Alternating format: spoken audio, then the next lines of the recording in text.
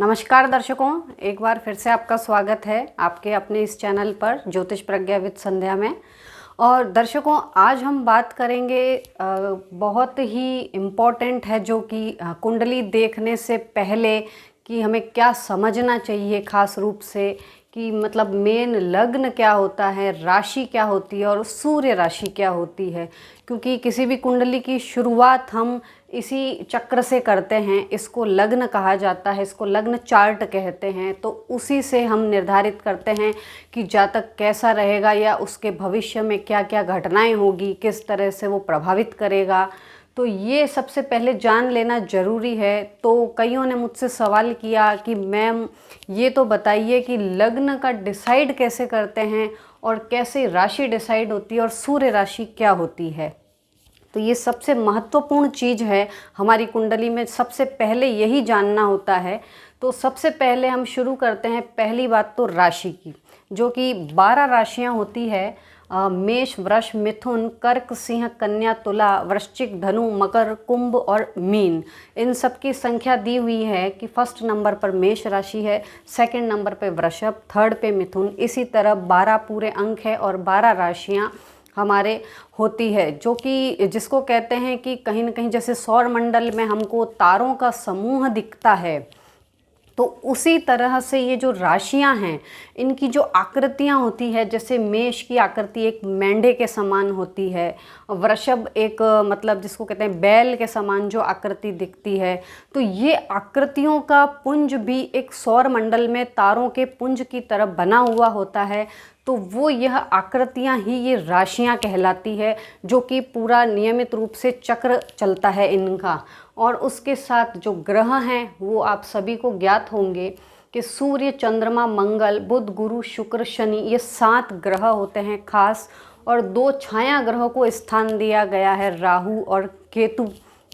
तो कुल मिलाकर 9 ग्रह हमारी इस कुंडली में होते हैं, जो निर्धारण करते हैं कि भाई हम किस तरह का मतलब ये कहाँ बैठे होंगे और ये किस तरह का रिजल्ट देंगे। तो सबसे पहले हम बात करते हैं लग्न की, कि लग्न कैसे डिसाइड होता है कुंडली में। तो सबसे पहले ये वैदिक एस्ट्रोलॉजी में इस तरह कुंडली की आकृति बनाई जाती है। तो इस आकृति में जो सबसे सेंटर में यह होता है, इसको हम लग्न की संज्ञा देते हैं कि यहाँ ये लग्न होगा। अब ये लग्न का डिसाइड इस तरह से होता है कि जैसे कि जब पूर्व में जो राशि उदय हो रही होती है उस समय, जैसे जातक का जब जन्म होता है तो पूर्व दिशा में जो राशि उदय हो रही होती है, एक्चुअली राशियों का भी 30 डिग्री का एक एंगल होता है, जो टोटल मिलाकर 12 राशियां हैं तो 360 पूरा एक राउंड सर्किल एंगल बनता है। तो उसी के अनुसार ये 12 खाने इसमें निर्धारित किए गए हैं। तो जब पूर्व में जो राशि उदय हो रही होती है, मान लो मैंने इसमें 4 का अंक लिखा है, 4 मतलब कि कर्क, यानी कि कर्क, उस समय कर्क राशि पूर्व में उदय हो रही थी, तो जातक का लग्न कर्क लग्न होगा, यानी कि वो कर्क लग्न में पैदा हुआ है। तो 4 का अंक यहाँ सबसे ऊपर लग्न में लिखा जाएगा। उसके साथ ही जब ये 4 लिख दिया तो यहाँ एंटी क्लॉकवाइज इसकी गणना होती है, और 4 के बाद हम 12 अंक तक सीरियल वाइज 5, 6, 7, 8, 9, 10, 11, 12, 1, 2, 3 ये यहाँ हम लिख देते हैं। अब बची दूसरे ग्रहों की स्थिति कि भाई यहाँ अब ये ग्रह कैसे डिसाइड हुए कि केतु यहाँ, गुरु यहाँ, मंगल यहाँ इस राशि में किस तरह से डिसाइड हुए कि ये 4 यानी राशि है, यह कर्क, यहाँ सिंह राशि है, यहाँ कन्या राशि, तुला, वृश्चिक, धनु, मकर, कुंभ, मीन, मेष, वृषभ और मिथुन राशि यहाँ हमने निर्धारित कर दी उसके बाद में।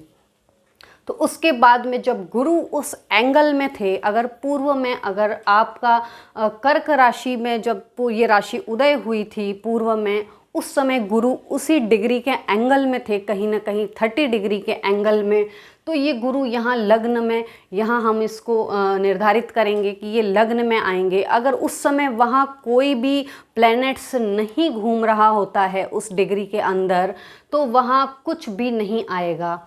मान लीजिए केतु उस समय सिंह राशि के एंगल में था, तो यहाँ केतु और कन्या राशि के एंगल में उस समय कोई भी राशि मतलब कोई भी प्लैनेट्स नहीं थे, तो इसलिए यहाँ कोई भी प्लैनेट्स नहीं आएगा। तो इस तरह यह हमारा लग्न डिसाइड हो जाता है कि यह 4 का अंक यहाँ आएगा और यह कर्क राशि यहाँ पड़ेगी और ये जातक का लग्न कर्क हो जाएगा। अब रही राशि की बात, राशि का निर्धारण हम करते हैं चंद्रमा के अकॉर्डिंग कि चंद्रमा उस समय जिस राशि में स्थित होते हैं वह जातक की राशि हो जाती है। ये है चंद्रमा यहाँ पर 7 के अंक में, 7 का मतलब है तुला राशि। तो तुला राशि यानी कि जातक की राशि तुला है, जातक का लग्न कर्क है और जातक की राशि तुला है। उस समय जातक के तुला लग्न के अंदर चंद्रमा भ्रमण कर रहे थे, तो इसीलिए वह तुला राशि का जातक हो गया। चंद्रमा का भ्रमण 2.25 दिन का होता है हर राशि के ऊपर, तो 2.25 दिन के बाद में ये राशि परिवर्तन करते हैं। उसी तरह सभी ग्रहों का राशि परिवर्तन होता रहता है कुछ कुछ अंतराल में, जैसे सूर्य हर 1 महीने से राशि परिवर्तित कर देते हैं। तो इस तरह से चंद्र की राशि निर्धारित हो जाती है कि हमारी राशि क्या है और हमारा लग्न क्या होगा। और उसके बाद बची सूर्य राशि। कोई लोग सूर्य राशि के बारे में पूछते हैं, वैसे ज़्यादातर कुंडली लग्न कुंडली ही देखी जाती है। एक चंद्र कुंडली भी बनती है जिसमें चंद्रमा को यहाँ स्थान दिया जाता है फर्स्ट में लग्न, और उसके अनुसार बाकी ये सारे ग्रह एज इट इज़ लिखे जाते हैं जो जिस अंक में जो जिस राशि के अंदर आए हुए हैं। और बची सूर्य राशि। सूर्य राशि ये होती है कि उस समय सूर्य किस राशि में भ्रमण कर रहे थे, तो इसीलिए वहाँ सूर्य जिस राशि में भ्रमण करते हैं तो वह सूर्य राशि का निर्धारण हो जाता है। यहाँ 10 के अंक में सूर्य है, यानी कि उस समय सूर्य मकर राशि में भ्रमण कर रहे थे, इसीलिए वह सूर्य राशि जातक की मकर है।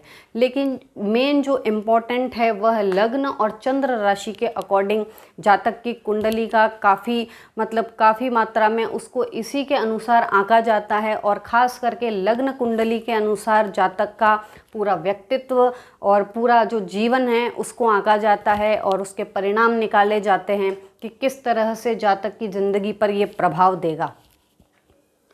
अब बची बात ये, लग्न हो गया, राशि हो गई और सूर्य राशि हो गया। तो ये हमने राशि में आपको अंतर बता दिया आपको कि इस तरह से ये ग्रहों का निर्धारण भी यहाँ हो जाता है कि जिस 30 डिग्री के एंगल में अगर कोई ग्रह उस समय है, उस मेष राशि की आकृति के अंदर अगर कोई ग्रह आया हुआ है, जैसे शनि प्लैनेट्स वहाँ भ्रमण कर रहे थे, तो उस समय ये शनि यहाँ मेष राशि के अंदर इसको अंकित कर दिया जाएगा। तो इस तरह से यह लग्न कुंडली बन जाती है।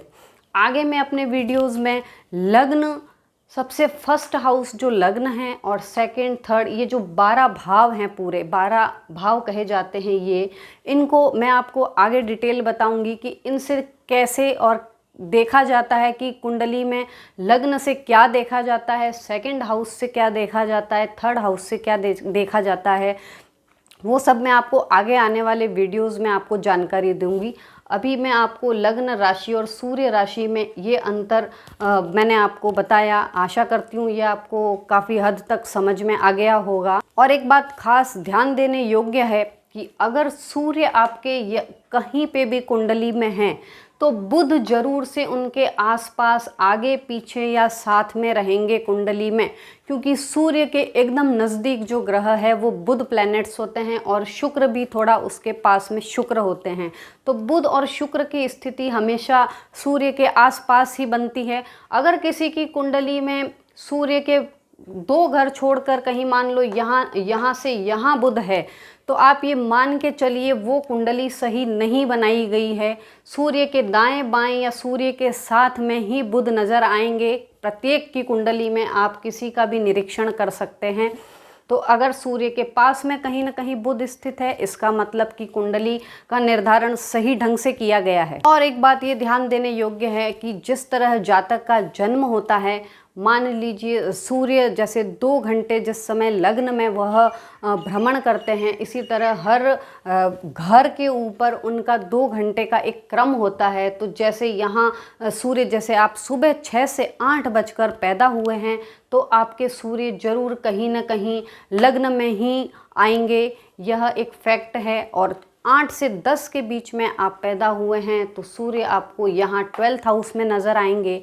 वैसे ग्रहों को हमने यहाँ एंटी क्लॉकवाइज लिखा है, लेकिन सूर्य का जो हम निर्धारण करते हैं कि अगर 6 से 8 के बीच में सुबह जातक पैदा होता है तो उसके लग्न में सूर्य आएंगे, और 8 से 10 के बीच में पैदा हुआ है तो फिर यहाँ इस तरह हम क्लॉकवाइज उसका निर्धारण किया है कि यहाँ सूर्य रहेंगे, 10 से 12 के बीच में यहाँ रहेंगे, 12 से 2 के बीच में यहाँ रहेंगे। तो इस तरह ये निर्धारण किया जाता है। तो आप अपनी कुंडली को देखकर ये ज्ञात कर सकते हैं कि हमारी कुंडली का निर्धारण सही ढंग से हुआ है या नहीं हुआ है, या हमारी कुंडली अच्छे से बनाई गई है या नहीं बनाई गई है। तो आज आपको समझ में आ ही गया होगा कि लग्न का निर्धारण कैसे करते हैं, राशि कैसे देखी जाती है और सूर्य राशि क्या होती है। और अब आगे आने वाले वीडियोस में मैं आपको लग्न के बारे में, लग्न के जो कारकत्व हैं, क्या कारक हैं, किस तरह से लग्न को देखा जाता है, हमारी बॉडी में वो क्या निर्धारण करता है, वह मैं आपको आने वाले वीडियोस में दिखाऊंगी। और ऐसे ही मैं 12 ही घरों की अलग से व्याख्या करके आपको बताऊंगी। तो आपको अगर मेरा ये वीडियो पसंद आया हो तो लाइक, शेयर और सब्सक्राइब जरूर कीजिएगा। आज के लिए बस इतना ही। नमस्कार।